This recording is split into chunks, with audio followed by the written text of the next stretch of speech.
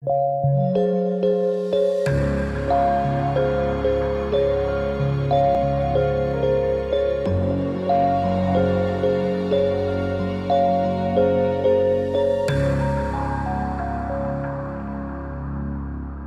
next speaker is Claire Godinot from the ISEN here in Montpellier. She's going to present a theoretical study on the effects of assortative mating on adaptive potential. Hi everyone. I will present a modeling study on the effect of assortative mating on the adaptive responses to climate change. This work is the first part of my PhD, supervised by Ophélie Ronce and Céline Dehaut. Phenological traits describe the timing of recurrent biological events in the life cycle of organisms, such as leaf unfolding, bud burst, or flowering time. Phenological traits of tree often show genetic differentiation along climatic gradients and large heritabilities. Thus, we would expect genetic responses of phenological traits to climate change. Rapid genetic responses to climate change have been repeatedly measured for short-lived plants such as Brassica rapa. For example, Aman and collaborators reported a flowering time advanced by 3 days on 18 years. Flowering time is a particular trait as it is under assortative mating. Indeed, flowering time constrains access to mate, as, for example, this plant can only mate with others flowering the same day and not with others flowering at different days. Thus, mating is not random, but is assortative for flowering time. For a finite population submit to mutation but with no selection, the genetic variance of a trait under assortative mating is higher than that for a trait under random mating.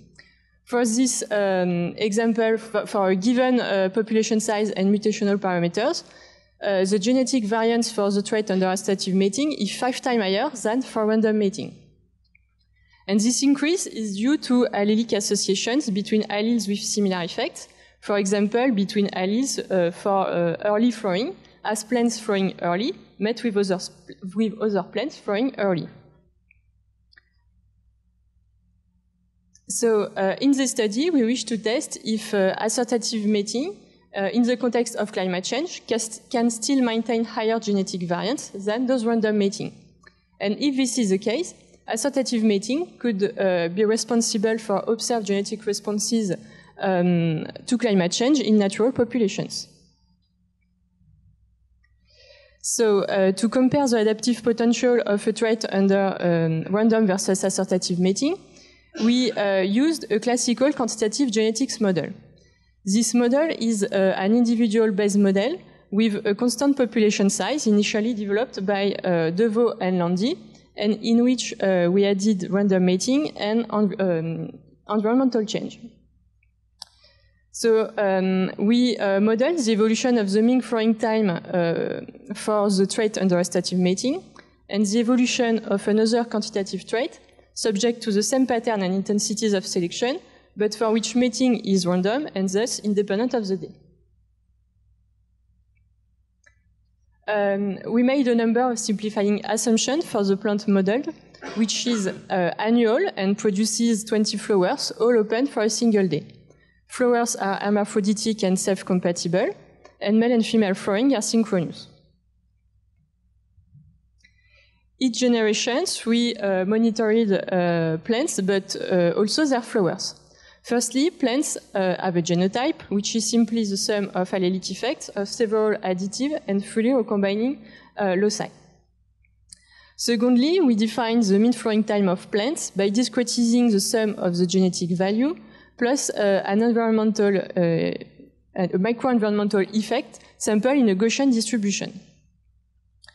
And finally, we define the individual flowering phenology so that all plants produces exactly the same number of flowers during the same number of days. Thus, the flowering duration is constant for generations, and only the mean flowering time can differ between plants and evolve for generations. Reproductive success is defined as the seed viability, and is a Gaussian over the season with an optimum theta t and a width omega squared. So this shape accounts for decreased seed viability early in the season because of late frost, and late in the season because plants don't have the time to mature their seeds. And we model several scenarios of selection by making the optimum change over generations, but the width is kept constant. So we had a reference case with a constant optimum over generations, thus to model constant stabilizing selection. Then we made the optimum fluctuate around 0 to model both stabilizing and fluctuating selection, or we made the optimum move at a constant speed to model stabilizing and directional selection. And finally, to mimic climate change, we combine stabilizing, fluctuating, and directional selection. To model assortative mating, we first chose the flowers a given day that will produce a viable seed according to the seed viability function. Then, within this day, we randomly choose a mate.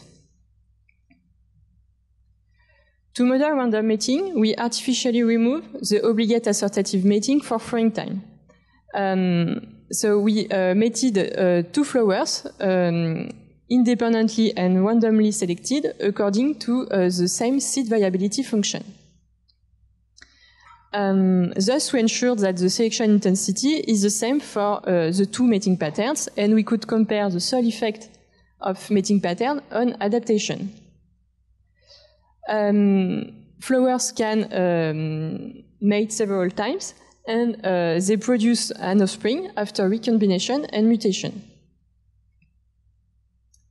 And finally, at mutation selection genetic drift equilibrium, we measure adaptation by measuring genetic variance, mean population lag, and mean population fitness. And whenever possible, we compare those metrics with analytical predictions. So now for the results. For the reference case of constant stabilizing selection, I represented the genetic variance at equilibrium as a function of the selection intensity increasing towards the left. For all figures, a point is the mean for 10 simulations, in pink for random mating and black for assortative mating, and pink lines are analytical predictions. Here, this is the predictions from latter. Firstly, as expected, for the 2 mating patterns, the genetic variance decreases with the selection intensity. And for very weak selection intensity, here, the genetic variance for assortative mating is higher than that for random mating. But for higher and moderate intensities of stabilizing selection, assortative mating does not affect the genetic variance. So for a large range of selection intensity, mating patterns do not affect the genetic variance. But now, if we see the composition of the genetic variance, we see that it depends on the mating patterns. Here, I represented the percentage of genetic variance composed by genic variance versus allelic association. The genetic variance for random mating is mainly composed of genic variance, but there is also negative allelic associations, and their contribution increases with the selection intensity. Those negative associations, in other words, associations between alleles with dissimilar effects, are selected because produce individuals with intermediate phenotypes close to the optimum. In contrast, under assortative mating, allelic associations are positive and large, and contribution of allelic associations decreases with the selection intensity as they produce individuals with extreme phenotypes, which are eliminated by narrow stabilizing selection.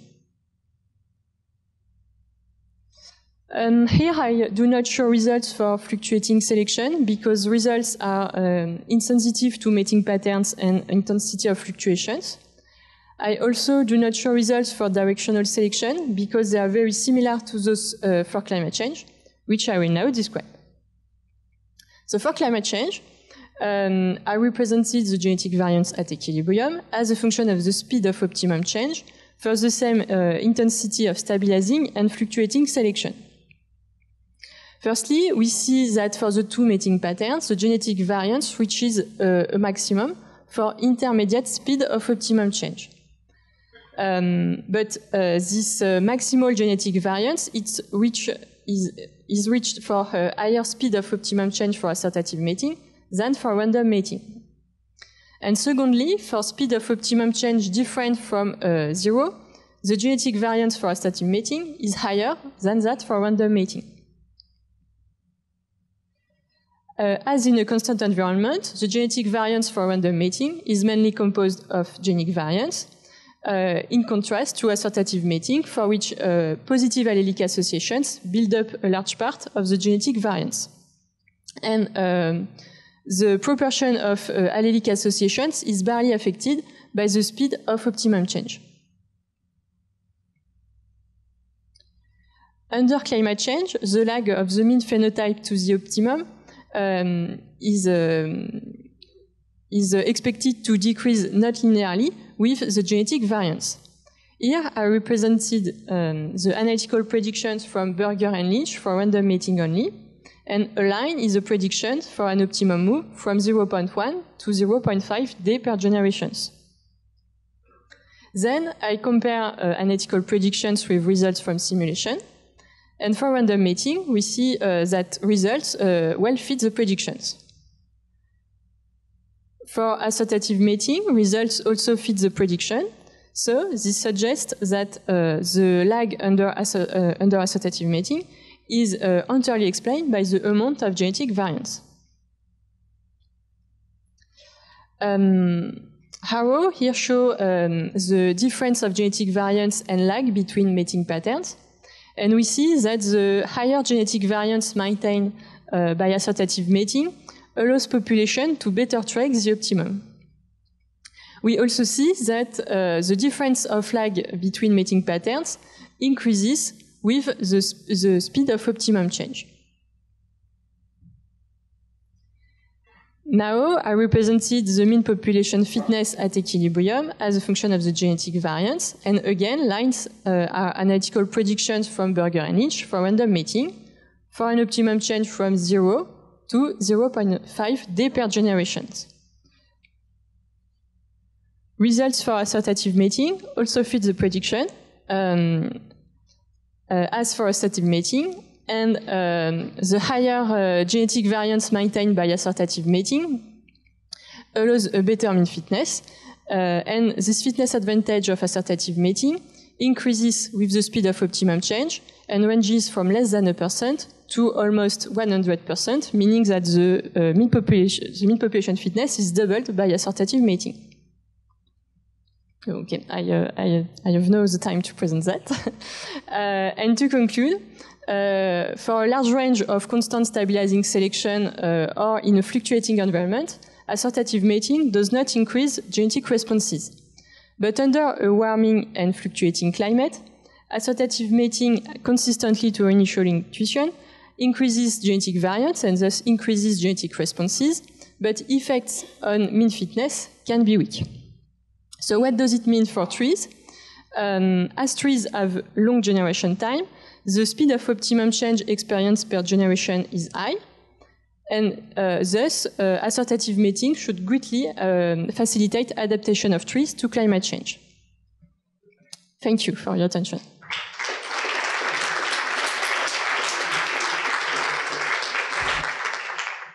Thank you, Claire. Do you have any questions? Yeah, Antoine. I was surprised that there was no association, no covariation under random mating. But What about selection? If you have random mating plus selection, you got the Balmer effect. Anyway, you get some association among loci, and this didn't show up. But you had only genic variants. There was no. There is a little part of negative allelic associations for random mating, but in percentage, it's yes, a very little part of the genetic variants. But we have negative allelic associations. And in the case of assortative mating, the associations, of course, are positive. Yes. Stefano Leonardi from University of Parma, Italy. Have you considered that you can have a frequency-dependent selection positive, meaning that if you mate with a more frequent alleles that give you a flower phenology that is more frequent, increases the synchrony of the population and brings the variability to zero? I mean, if there is a selection towards the most frequent phenotype in the population, you have a stronger selection that can wipe out the genetic variability. You don't have the selection towards the more frequent phenotype, did you, in your population? No, and I think it's linked to the fact that flowering phenology for male and female are synchronous. Thus, within a day, the ratio of male and female is constant over the season. Okay. So we don't have frequency dependence, but it's the next step for the second part of my PhD. Thank you. I have a question myself. Just out of curiosity, is there any experimental data supporting your results? Or? We don't have, we don't produce data. Yeah, I know, but you know, are you aware of any paper, organism, or like experiment that is associating the assortative mating with increased genetic variance and then increased genetic responses under stress? Or? Yes, there is a paper from Antoine showing that assortative mating increases the genetic variance, if I could remember, among populations. But to my knowledge, there is no paper directly with data directly on the genetic variance in a single population. Okay. Thank you.